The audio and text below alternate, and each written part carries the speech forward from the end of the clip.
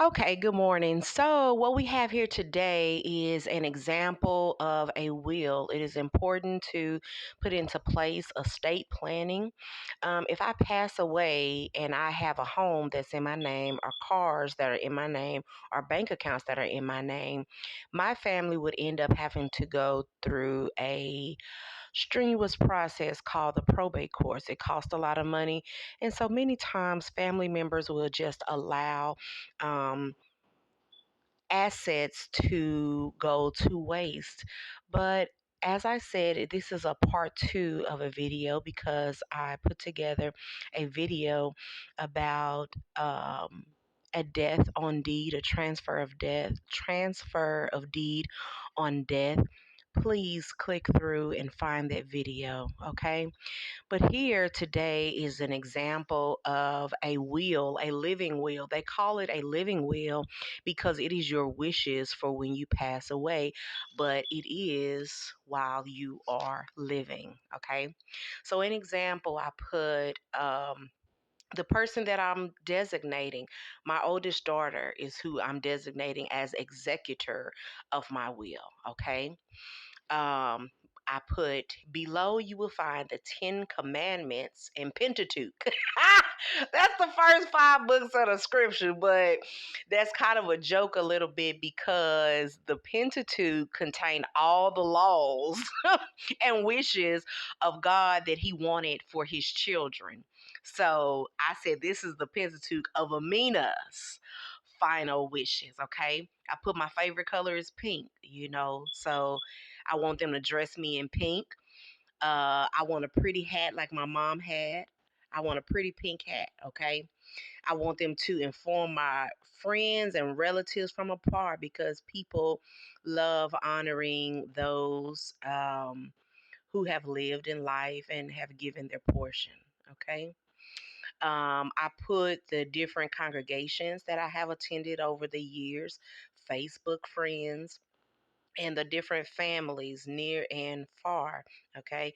I put the preacher that I want to officiate or to perform my eulogy. I placed in my favorite songs. It won't be very long and just a closer walk with thee. Those are two of my favorite songs.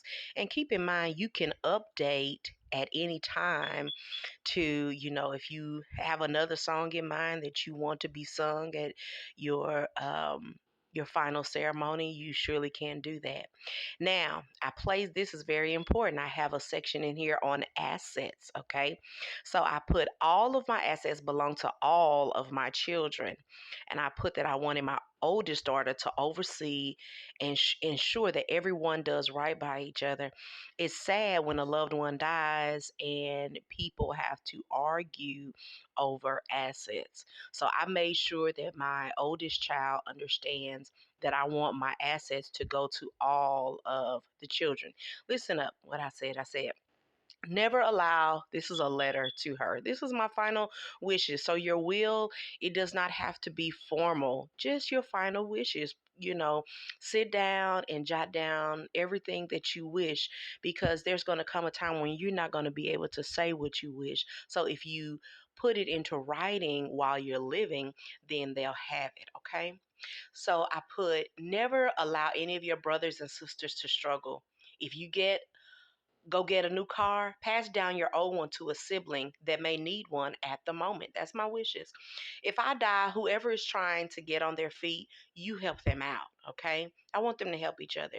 You may not need my bank account asset. Yes, Shirley Ann may need it to finish cosmetology school, for example. I want all of my children to have at least one economical car and one house. That's my vision for my children. If there's anything that I wished in my passing is that each one of my children will have at least one economical car and one house. Okay. That is the basic necessity goal for my children. Say it with me, children. One car, one house. Go ahead. Say it. Say it. One car, one house. Very good. Excellent.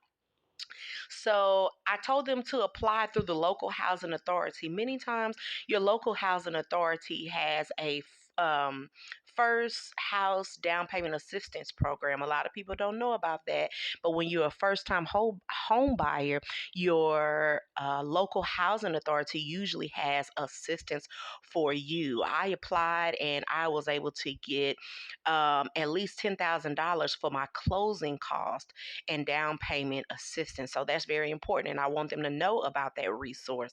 Okay. I put the rule of thumb in life for a somewhat stress free life, sweethearts, is live below your means. Remember what mom has taught you about, and I have a few things that I want them to remember, but living below your means is important. I placed this on a storyboard yesterday. If you are spending more than you make, you are broke. You are broke. If you spend more than you make, you are broke.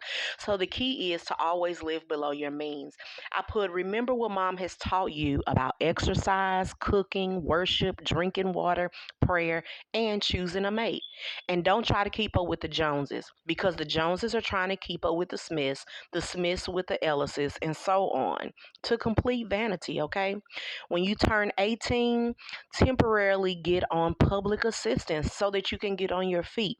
Life is about progression. So you start at a place where you can be helped for a short time. You may have to be in subsidized housing. Don't rent, and don't think about all these extravagant housings. And please don't pay rent. You will be ripped off. I'm just being honest. You will be ripped off, but you need to save up your money for your house. It's going to be things that you're going to want in your house. Okay. And so you're going to need that extra money.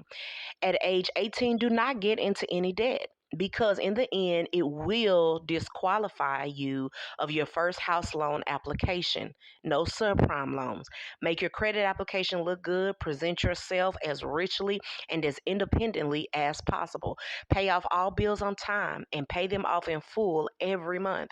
So basically, if you cannot afford it, don't buy it. Don't ever feel pressure to keep up with the Joneses. I mentioned that. So that's important to your mom. Always watch how you spend your money. And holidays, be frugal, especially when you're young and trying to get established. Okay.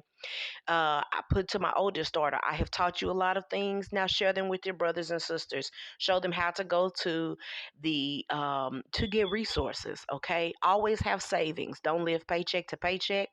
Emergencies happen. You got inspections, car repair, flat tire, replace tires, insurance. Be careful about seeking the BMW, because a car comes with extra expenses. You have to put gas in it. You have to maintain it. Pay your offering, okay? God first, because at the end of the day, He is blessing you. Pay your savings, practice the envelope system, set limits for yourself, live off a budget.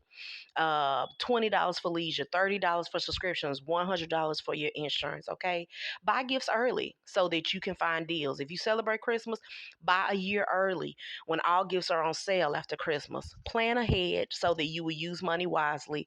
Shop thrifty and sleep on big decisions, and always pray that you will glorify God through how you spend money. When you get your first little Honda or economical car, get your oil changes regularly. Unfortunately, I put in a 10-minute video. And so I'm at 8 minutes and 30 seconds. So I'm going to have to do a part two of your wheel, but I'll just keep going for as long as I can. Okay. And then I want you to go to part two of this video. Okay. I put get your oil changes regularly, and it will last for a lifetime to get you to point A and point B. I think that is what a car is for, right? Not showboating, but it is to get you to point A and point B. Okay. So remember what mom has taught you. I am a little bit prejudiced with the Hondas and Toyotas because their engines are patented, and usually they last for a lifetime as long as you take care of them. My house, I said I want to keep that in the family. When furnishing your home in the beginning, you don't have to get the best of everything in the beginning. And I mentioned this to you. So I'm going to close right here. Please like this video, comment, subscribe to Ameenah Blogs, and support me on Cash App at $ Ameenah Montgomery. Stay tuned. I have a part two of this video. Peace and love.